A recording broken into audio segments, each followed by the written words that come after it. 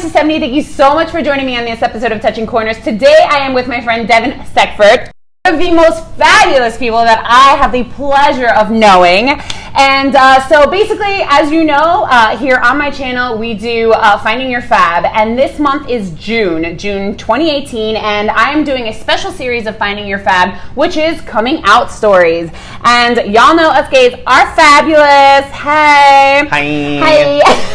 And we're having a little bit of drinks. We're having some cheese, and we make it like a social hour. And so today, Devin has been so kind to agree to give us his coming out story, and we can learn a little bit about him.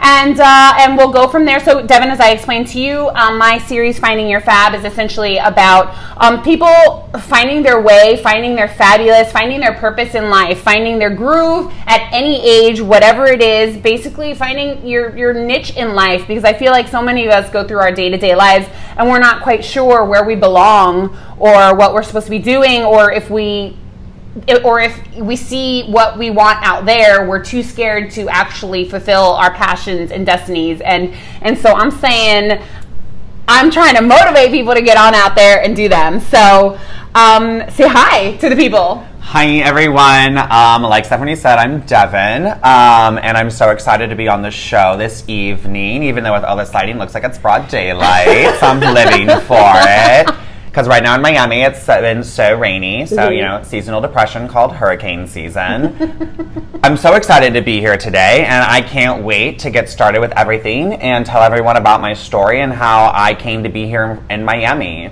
So, perfect. Thank you so much. And so, the way that I know Devin is we're social friends. His partner, John Byrne, was courteous enough to be one of the amazing people that I interviewed on my channel. If you haven't seen that video, please go ahead and check it out. I'll link it in the bottom bar.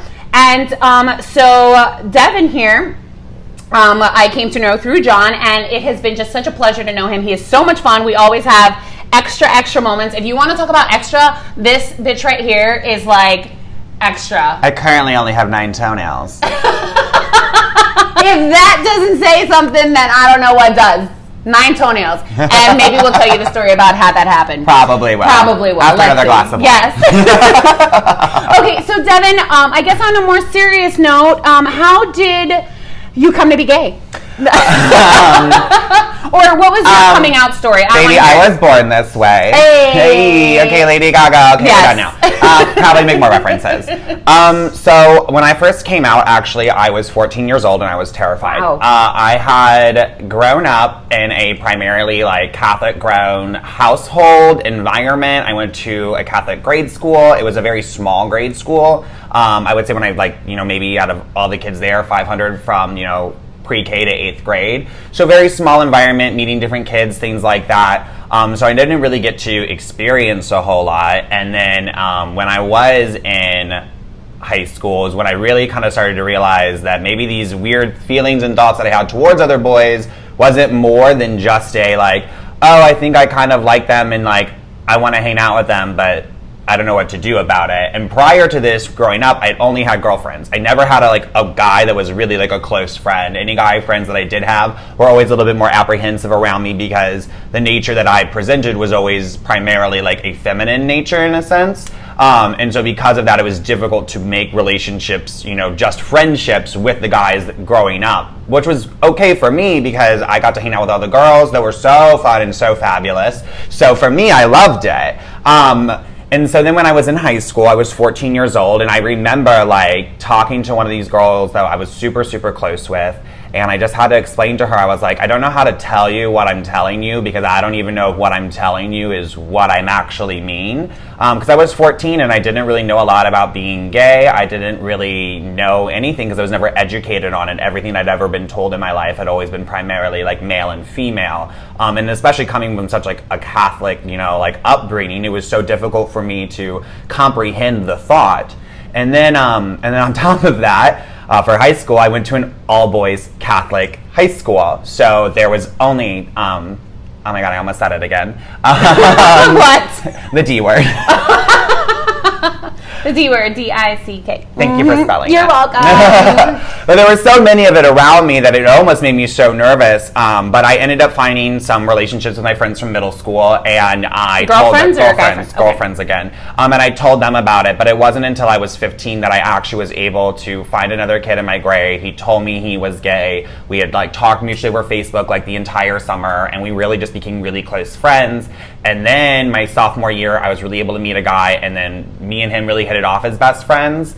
And I was really kind of able to find myself because he was so outgoing. Like, he's the nature that I exude now, but he was like that at 15, and he was ready for it. Oh, wow. And it really helped me, like, you know, get myself out there more. But it wasn't until like the end of my sophomore year, I finally like brought a guy like around people in my theater program, which I did theater, you know, stereotypical. I did softball. It's okay. Surviving and thriving, honey. At our finest. That's right. And then, so it wasn't until I was about 15 I brought a guy around like my friends and everything in high school, and then like I really kind of fully like came out. But surprisingly enough, I told my parents, you know, back when I was 14, and I knew. 14, wow. Yeah, I knew, and like I was ready for it. I had been feeling these feelings since I was in like 5th or 6th grade. So at this point, it had been 3 or 4 years, and I was like, okay, well, this is who I am, and I'm ready for like the world to know that. Do you mind sharing your age, Devin? Okay, I'm currently 24. So 24. I've been out of the closet now for a little, like, I guess technically over 10 years 10 years, now. yeah. So it's kind of amazing to see, like, if I could tell, like, the 14-year-old me, like, who was so scared to tell their best friend that, like, I like guys and, like, I want to marry a guy one day. Like, I was so ready to, at 14, to just, like, marry some woman and be done with life and everything like that, because I thought that's how it had to be. And so what ended up happening, too, is, like, I told my aunt, who got me to tell my parents, and then everything happened with that. But when you say everything happened with that, how did your parents take your coming out? Obviously not super well. There were some like issues with it, obviously, with any parent. I mean, it's sort of a thing that it's like you never want, and I kind of saw it from their end too, it's like you never want your child to have to go through it because it's never an easy process. Obviously, my parents love me for it now. They think that it's amazing. My mom was like, you've done so many amazing things, and it's not because you're gay, it's your personality that you exude, and like, that's what she always wanted it to be. She never wanted it to be like, people know you as the gay person. She was really concerned that's what I would get pigeonholed as. But then she started to realize that I exude so much more than just who I am as my sexuality, that I do so many other things that are so amazing that people recognize and love me for. So when I came out, that was sort of the initial, you know, concern, and then I started dating a guy, my first boyfriend in high school. And Your first boyfriend? First boyfriend in high school. Aww. He did tech for theater, and he saw me on the stage, and he was like, you are the one. And then we dated for 18 months, and then I broke his heart. You broke his heart? Yeah, I was not a good person. I was not a good person. Why is that? I have to know. I mean, let's just put it out there. What do you mean? I mean, you are a fabulous person. You're a great person. So wait, like, listen, you're young. I mean, you're following your loins. And 17 at the time. So I was 17. I was very young. I didn't really know what I was doing, and I was dating this guy, and he had been long distance in college, and we were very estranged at this point, and it wasn't really flowing in the direction we kind of thought it would be flowing.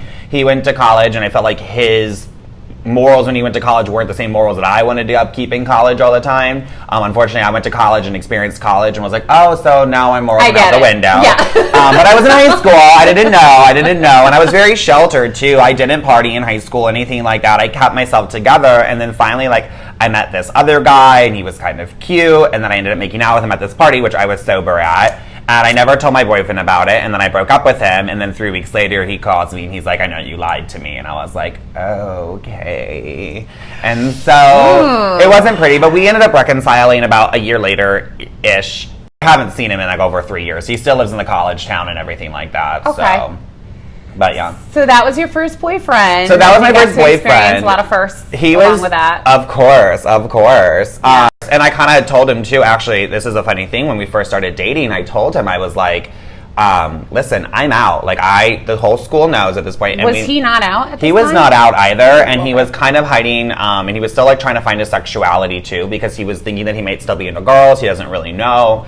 And so I told him, I go, listen, I really don't want to date somebody in the closet. Like, I have worked so hard these past 2 years to kind of establish myself like out. I really don't want to feel like I have to hide us in public because I'm out in this school every single day. I walk these hallways and I know that there's not a lot of out gay kids in an all-boys high school of, 500 people. Once again, a small school, there's not many out kids, and like I know that people sometimes look at me, or at least I feel like that because of the way that it is, and people do read me as that. And I told them, I said, I don't want to have to feel like I have to go back for you. And I go, if you're not ready for this, that's fine, but then I don't feel like personally you're ready for like a real committed relationship if you're not being 110% with yourself. Yes. And I told him this at 16. That's like a really mature statement for you to make at 16. I'm impressed, I have to say. Thank you. So I did tell him that, and then after that he's like, no. And then we kind of faltered away for a month, and then we came back together, and he's like, I really, really like you. I really want to be with you. And so that's how we just started dating. And he kind of came out of the closet for me, which now is realizing is such a huge step for not right now, but later on I realized was such a huge step for him to take just for me and dating me. But you know what? It's not, it was for you at that time, but I think it's what he needed for himself. And I think you were just the impetus for that, so I wouldn't, like, if you're taking it to heart, like, oh my God, he did that for me and it's something that I owe him, like, it's not, I honestly, I don't think that's the case. It would have eventually happened because I got pushed out of the closet, so to speak, because of my emotions for someone, which I'll tell you in another video, but, and I don't blame that person, be like, oh, you made me do this, like, it's not the case. Like, had that not happened to me, I would not be the person that I am now, and I love who I am now, so I'm just saying, girl. Think about it. I'm just saying, just think about it that way. No, and I think about it too, and everything that you do always helps become you, and people ask, do you regret this? Do you regret this? And obviously there's things that I've said, there's things that I've done that I absolutely regret, but then I also think about it, and I'm like, everything that I have done ever in my life has always left me. There's always that butterfly effect, and I'm like, there's always something that's led me to where I'm currently am. That's why I'm currently in this video right now. And so, hi. And so, and so when I think about that as well, I'm kind of, it's really exciting. That's why that first relationship really spearheaded a lot of things for me. It helped me realize a lot, like, of who I want in a boyfriend, who I need to be as a boyfriend and a significant other to someone else, because I was not the best boyfriend reflecting back on it. He's 24, by the way, y'all. I just want to show the level of maturity that he is demonstrating to us right now. Like, I am super impressed. Mind you, I've seen him crazy and partying on Pride,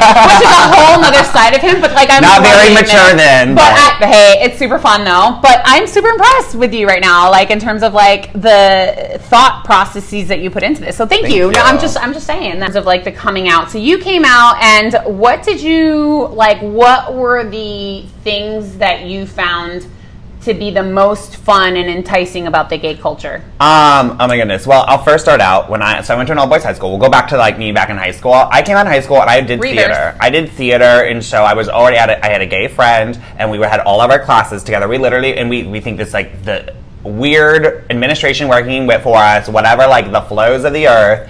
But it knew what ended up happening my junior year. A lot of the seniors came out, and we used to have a gay ball. We would be at an all-boys high school, and we had a gay ball. And it'd be me, my boyfriend, my friend, and like all my other friends, and there'd be 8 of us, and we would take over this whole table. And then like one time we all like looked around and were like, does everyone realize we have a gay ball? And then gay table. For those of you I'm like, who don't speak gay, who are watching. Yeah, so we used to have a gay ball in high school, and and I still to this day, like, we always sort of thought it was a little bit, like, iconic for us. Just because, we're Catholic, all-boys school, has this ever happened before? And a lot of teachers, watched over me and my boyfriend, too. Like, they knew who we were. They watched out for us. A lot of teachers were, like, very for us. Awesome. When we were petitioning to go to prom together, like, we had to, like, get a move. Like, not necessarily. Did you go to prom together? We didn't go to prom together, and that's, like, a whole other side story. But the next year, my friend was supposed to take his boyfriend, but then they broke up the week before, so then he brought his other, like,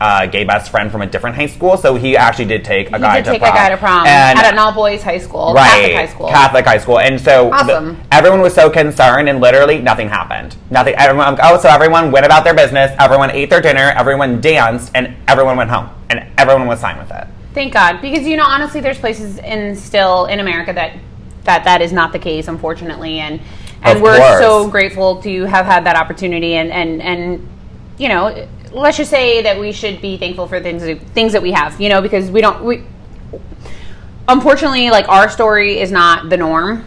I think, of course, yes. To some people, it's the norm to us, but it's not the norm to some people. So we're definitely, I think, should be grateful to a certain extent and thankful for what we had. So that's awesome that you had that, And So, and then all of a sudden, we let Devin loose in gay America. And They so, let me what was the outside the gay life like Midwest. when you finally opened your eyes and you were like, "This is who I am. I'm every woman." Like, you know, like Whitney Houston moment. Like, I would have so much fun at the gay bars. So there was a gay bar in the college town, and we used to love to go out to it, and we would go out to it all the time. I would go out to it all the time whenever I could with my friends. I'm like, let's go out, like, let's do something fun. Like, let's go out to XOXO. That's what it was called. We used to like watch the drag queens. I was like, this is fun. This is exciting. Like, this is like what gay culture is, because I didn't get to experience it when I was back in St. Louis that often. And then as soon as I turned 21, I pretty much moved down here, like almost over a year after I turned 21, I moved down here. So I really got to experience like clubs and bars. I remember going into Manor and being like, I love this. Why would anyone amazing. never live here? That's like, true. That's in Fort Lauderdale. Yeah, Manor's a huge Fort Lauderdale club, but it's like this huge club, and you go in and there's 2 floors, and there's all these lights, and there's this big dance floor, and there's big DJs, and there's all these like beautiful drag queens like dancing, and all these like just hot, like sexy, fun people, and you're just like, and you're just having a blast. And I'm like, that was like really that was my introduction to like a lot of like the gay culture, like in the mainstream media. But in college, I was part of my LGBT, community, and so I worked within the LGBT center on campus, and I got to experience as people that had come from like a lot of injustices and like different walks of life and different parts of Missouri. Like, at least I was from St. Louis, so I came from a little bit more like liberal and open area. However, there were other people from other parts of Missouri that didn't have like we were saying, the same coming out stories as me, or the same acceptance and experiences as me. So getting to hear from them and understand their stories and everything like that, it really kind of like brought an eye to like everything, to like what I was seeing, and it came like a realization that I'm like, I had a really great coming out process, and not everyone was as fortunate as I was, and I got to learn that from everyone at the LGBT Center. But I really got involved with all the social justices. So I volunteered with the multicultural system, and I always went out in the Women's Center and the RSVP Center and things like that, and like got to like talk to different people and experience different things in life. So it was really, really helpful for me to grow as an individual and a person, to learn about other people. Oh, that's great that you were so involved in the LGBT community in your college, and I think that's a good foundation to have, especially if you're, I think, going to be not necessarily representative of the gay community, but a part of it, I guess, a member of it. You want to make sure that you represent strong values, and by strong values, I just mean that you identify as yourself, and that you're strong in the person and your beliefs and what you do. And I'm not saying that we can't party and be crazy and do all that. I'm not saying that there's the righteousness aspect of that, but I'm just saying that you have that foundation that says you have a good head on your shoulders, and Of course, moving on. Of course. So in terms of that, what were some of we're going to talk a little sad for a moment. What were some of the sad parts about coming out as gay? What were some of the most difficult parts that you think that you had to deal with that were very hard for you? Maybe things that maybe brought a tear to your eye, or were difficult for you. We talked about all the great things, because coming out is amazing. I felt like, for me, I'll talk about it later, but a weight was lifted off my shoulders when I came out. I mean, what was it for you? What were some of the more difficult things that you had to deal with? Probably the most difficult thing that I ever had to deal with was like telling my parents, just because I remember telling them, and I was at one end of one table, and they were at a full like 8-foot table, and they sat at the other end, and that is how I told them. In the dark, I told them that story. Why so far? I have to ask. My parent, I think they knew it was happening. So like a week prior. Did they expect it? Were they surprised by So they were. I don't think they were surprised by it. I just don't think it was what they wanted to hear. Like I had said earlier, and this is what I picked up from my parents, it's never what you want to have to hear. It's not what you want to hear from your child, but obviously you have to grow and accept them and love them, because you just don't want them to go through the sometimes pains and issues of being an out individual and dealing with the backlash from other people who tell you and call you names and will judge you for who you are as an individual.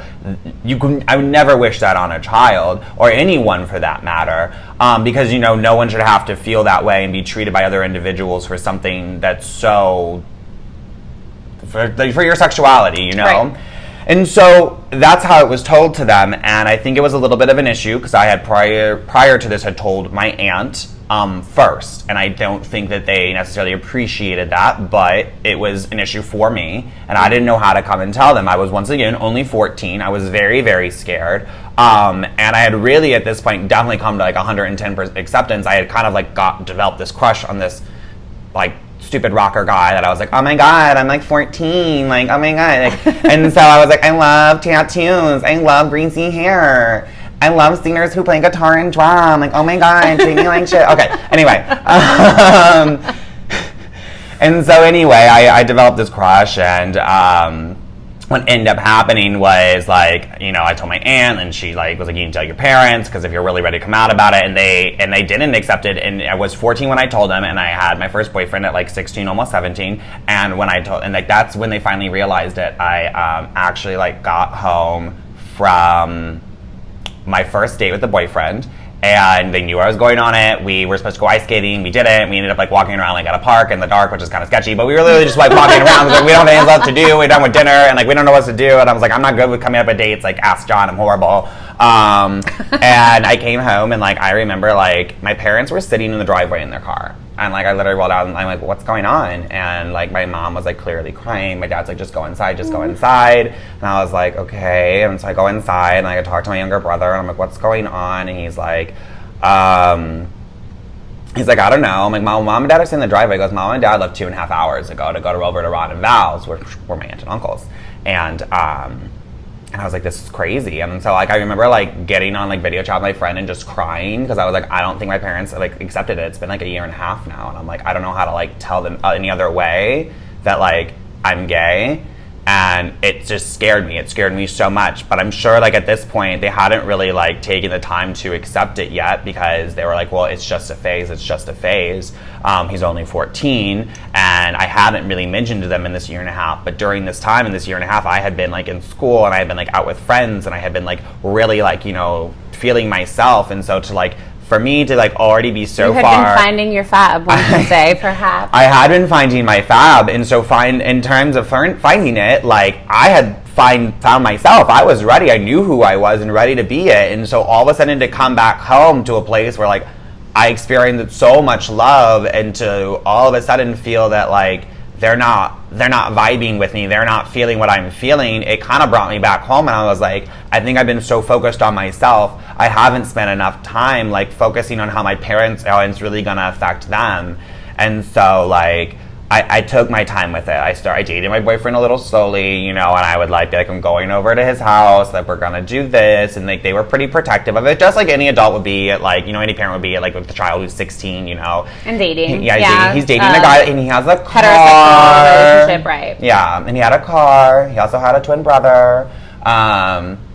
They were also gay fun. or no? No, not gay. Questionably, but not. Questionably. Bye. Twins, you answer that question for me. So anyway, yeah, and so I just remember that, like, that was, like, one of the hard things, was just, like, really, like, getting my parents. But then it was, like, when I went to college, I came back, and, like, they had really, like, seen me grow and blossom as an individual. I had, like, really good remarks my first year, and they were, like, very proud of me. And so I remember that, but I think really for me, like, also growing up in, like, mid-Missouri, I definitely had, like, and I know it's gonna seem really weird, but, like, it was really difficult for me to be myself in, like, the middle of Missouri, because people necessarily don't want, and I hate using this word, but, like, an overly feminine individual. I was not necessarily, I was bullied a little bit in grade school for it, obviously. I had, like, this girl that would, like, be like, oh, well, you're gay. A girl? A girl. Ironically enough, huh? I was bullied by another girl. She used to call me gay all the time, and I wasn't ready for it. You know, I'm only in 7th grade, so what are you, like, 11, 12? Yeah, and I didn't want to admit it. I didn't like to be bullied for it. And so, like, it was this girl, and she's like, and she wanted, but to her, it wasn't her bullying, because she's like, well, you're fabulous because you're gay. We love you because you're gay. She was idolizing the fact that I was gay, but I didn't know it yet. Later on in life, we kind of went back to it, and, like, she was like, I'm so happy that you were able to come out. I'm so sorry for the way that I treated you. But you can't drag anyone out of the closet either. Exactly. You can't drag anyone. Everyone has to move out at their own pace, and I've been guilty of that. Just saying, we've all had a little moment. I've been guilty, yeah, you know. But I you don't can't. date you. It has to be on your own terms, on your own time, and yes, very important point that you just brought up.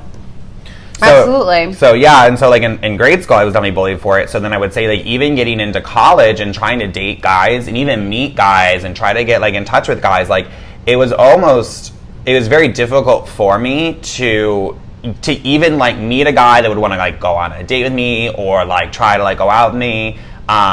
and it hurt my like self-esteem a lot. I was like very like concerned with how I looked and the way that I acted, and I was too concerned. And for the first 2 years of college, I was like not necessarily depressed, but like I wouldn't really talk to anyone. I didn't really know how to act around people. I would be very like, because you were worried about being feminine. I was worried about being feminine in front of other people. I had my girlfriends, I had my friends that I could act however I wanted to in front of them. And like when I went out to parties, I was always myself. But it was ever when I like went like with anywhere with a guy, I would be so concerned, especially today with like Grindr and things like that. When I was meeting a guy, I always wanted to be presented masculine because I wanted guys, I think, that I was attractive online. And like now I think it's so ridiculous because the second that I moved to Miami, and the second that I really like found myself more, you know, every step that you make in life, you know, you're never done finding yourself. I realized that as soon as I got here, I was appreciated. My first like friend / guy that I met down here, he literally was like, I love that you wear heels, I love that you do this, I love that you like dress up, because sometimes I do drag,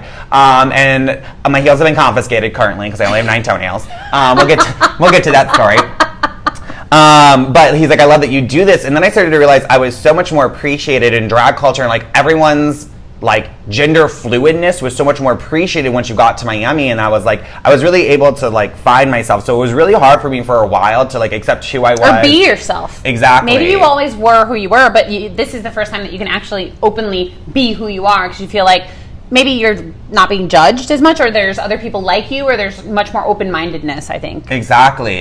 And so like that's what was so hard for me, is like being like in such a controlled environment where like it's mainly a heteronormative society in like the middle of Missouri. It was difficult for me to like really find myself and be who I want to be without like really being judged. And if I'm judged at this point, you know, block out the haters, focus on what's in front of you, and focus on what's important. And that's what I always thought about, you know, like I'm like, if I'm doing me right and I'm doing everything right, like there is no reason why I should have to listen to people who like dislike me or don't trust me or whatever, you know, like, well, not don't trust, but like dislike me, you know, because I'm focusing on myself, and I think what I'm doing is great, and I think who I am as an individual is amazing. And so like I like what I do now, and especially when I came to Miami, I was really able to focus and hone in on that, and I was able to like blossom into the person that I've become today.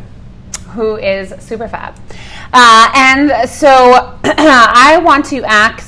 Mm-hmm. Yeah, okay. Let's take a little drink break. Okay. Cheers. Cheers. You have an amazing story, Devin, obviously. But what would you give to our viewers that are watching this right now, that are at home wondering if they're gay, if they're straight, how did they come out to their parents, what do they do? Like, you know, we're all sitting there, as you remember, with so many questions and confusion surrounding being gay. What advice would you give, or how can our viewers find their fab? So if I had any advice to give to anyone out there who is struggling, you know, with your sexual identity, you know, or any, you know, identity in that course for that matter, obviously I can only speak from a sexual identity standpoint, you know, take time to yourself to really, like, you know, realize who you are. Sometimes finding like a very solid friend group is super important. Even one solid friend is so important. That's what I did. I found one person that I'm like, I need to confide this into you, and like I need you to hold on to this and never tell a single person. Because once you make that first step to tell someone, it becomes so much easier, because it's just like, it's that like one little like chink in the dam, and then once that goes through, you really do want to open up to people. If you're able to be who you fully are, and you feel so much better.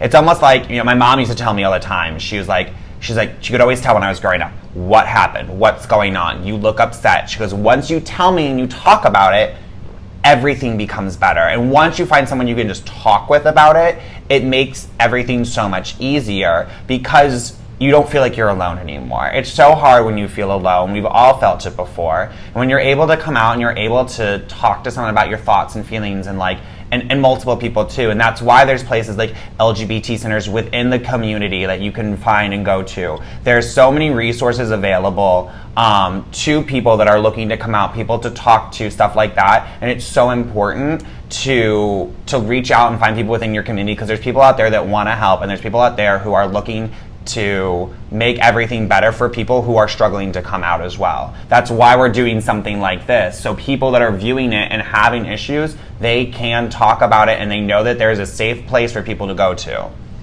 Thank you so much for sharing that message. Thank you so much for sharing your story with my viewers and I guess the world, not just my viewers and hopefully future viewers. Fingers crossed. Fingers crossed. No, and just in general, like I think if it touches one person out there who views this video and sees that there's another way out, that I mean, you can find your fabulous, you can do you can whatever you want to call it, just find happiness within yourself, which is the whole point of what I'm trying to put out there into the universe.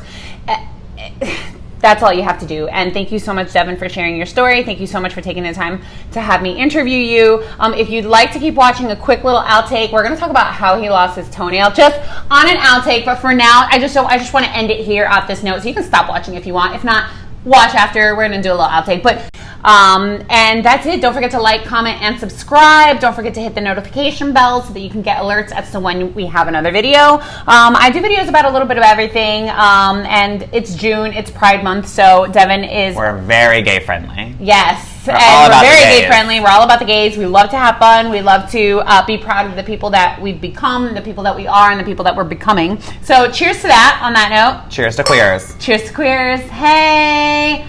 Thank you. Thank you. Bye. Bye.